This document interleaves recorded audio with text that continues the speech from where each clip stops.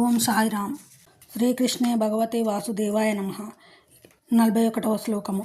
అవాంఛిత జనాభివృద్ధి నిక్కముగా వంశానికి వంశాచారంను నష్టపరిచిన వారికి నరకమును కలిగిస్తుంది. పిండోదక క్రియలు పూర్తిగా ఆపివేయబడిన కారణంగా అట్టి అధర్మ వంశాలకు చెందిన పితరులు పతనము చెందుతారు. కర్మకాండ విధి నియమాలను బట్టి వంశపితరులకు సమయానుసారముగా పిండోదకాలు సమర్పించవలసిన అవసరం ఉన్నది. ఈ నివేదన విష్ణు అర్చన ద్వారా ఉనగూడుతుంది.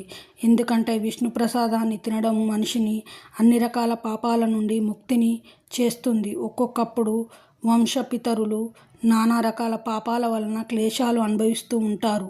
మరొకప్పుడు వారిలో కొందరు స్థూల దేహమైన పొందక పిశాచులుగా సూక్ష్మదేహాలలోనే బలవంతంగా ఉండవలసి వస్తుంది. అందుకే ప్రసాదాన్నము వంశీయులచే సమర్పించబడినప్పుడు పితరులు పిశాచ జీవనం నుండి ఇతర దుర్భరమైన జీవితాల నుండి ముక్తులవుతారు. పితరులకు చేసే అటువంటి సహాయము ఒక వంశాచారము. భక్తియుత సేవలో లేనివాడు అటువంటి ఆచారాలను తప్పకుండా పాటించాలి. అయితే భక్తియుత సేవలో నెలకొన్నవాడు అటువంటి కర్మలను చేయవలసిన అవసరం లేదు. కేవలము భక్తియుత సేవను చేయడం ద్వారా మనిషి లక్షలాది పితృదేవతలనైనా అన్ని రకాల దుఃఖాల నుండి విముక్తిని చేయగలడు. ఈ విషయము శ్రీమద్ భాగవతంలో అన్ని రకాలైన నియమాలను త్యజించి ముక్తినిచ్చే ముకుందుని పాదపద్మాశ్రయాన్ని స్వీకరించి ఆ మార్గంలో పూర్ణ శ్రద్ధతో కొనసాగేవాడు దేవతలు, ఋషులు, సామాన్య జీవులు, కుటుంబ సభ్యులు, మానవులు లేదా పితృదేవతల పట్ల ఎటువంటి బాధ్యతలు గాని రుణము గాని కలిగి ఉండడు. భగవంతుని భక్తియుత సేవ ద్వారా అటువంటి బాధ్యతలన్నీ అప్రయత్నంగా తీరిపోతాయి. 42వ శ్లోకము.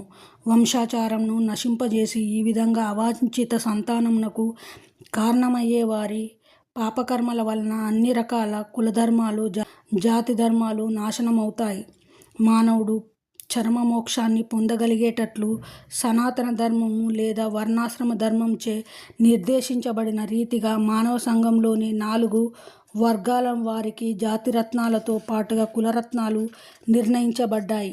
అందుకే బాధ్యతారహితులైన సంఘనాయకులచే సనాతన ధర్మ పద్ధతి విచ్ఛిన్నము కావడము సంఘంలో అయోమయ పరిస్థితిని కలుగజేస్తుంది.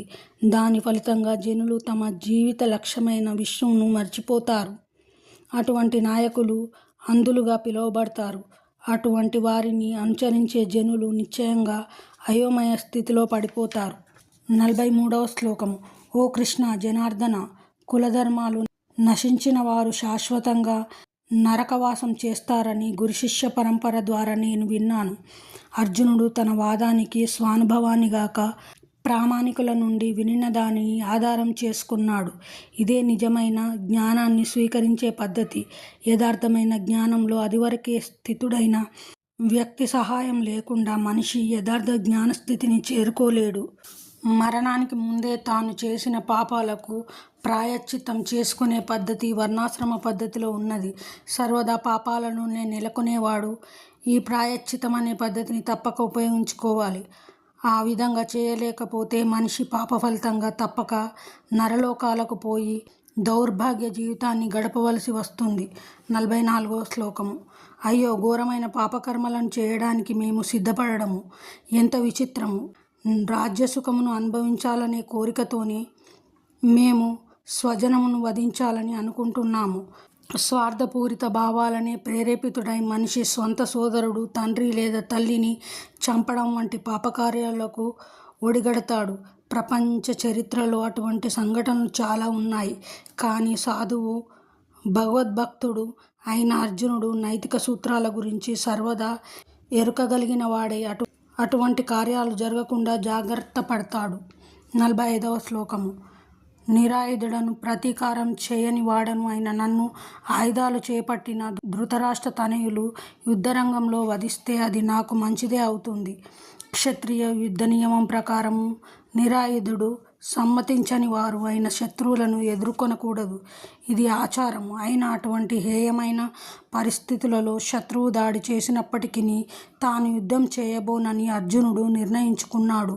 ఎదుటి పక్షం వారు ఎంతటి సమరోత్సాహంతో ఉన్నారో అతడు పట్టించుకోలేదు. మహాభగవద్భక్తుడు అవడం వలన కలిగినట్టి కోమల హృదయం కారణంగానే ఈ లక్షణాలన్నీ కలిగాయి. 46వ శ్లోకము. సంజయుడు పలికెను. రణరంగంలో అర్జునుడు ఈ విధంగా పలికి తన ధనుర్బాణాలను పక్కకు పడవేసి దుఃఖంచే మనస్సు ఉద్విగ్నము కాగా రథంలో కూర్చుండిపోయాను. శత్రువుల పరిస్థితిని గమనిస్తున్నప్పుడు అర్జునుడు రథంలో నిలబడి ఉన్నాడు. కానీ అతడు ఎంతగా దుఃఖమగ్నుడయ్యాడంటే తన విల్లంబులను పక్కకు పడవేసి తిరిగి కూర్చుండిపోయాడు. భగవద్భక్తిలో ఉన్నట్టి అటువంటి దయాపూర్ణుడు కోమల హృదయుడు అయిన వ్యక్తియే ఆత్మజ్ఞానాన్ని స్వీకరించడానికి యోగ్యుడు. శ్రీమద్ భగవద్గీతలోని కురుక్షేత్ర రణరంగంను సైనిక పరిశీలనము అనే మొదటి అధ్యాయానికి భక్తి వేదాంత భాష్యము సమాప్తం.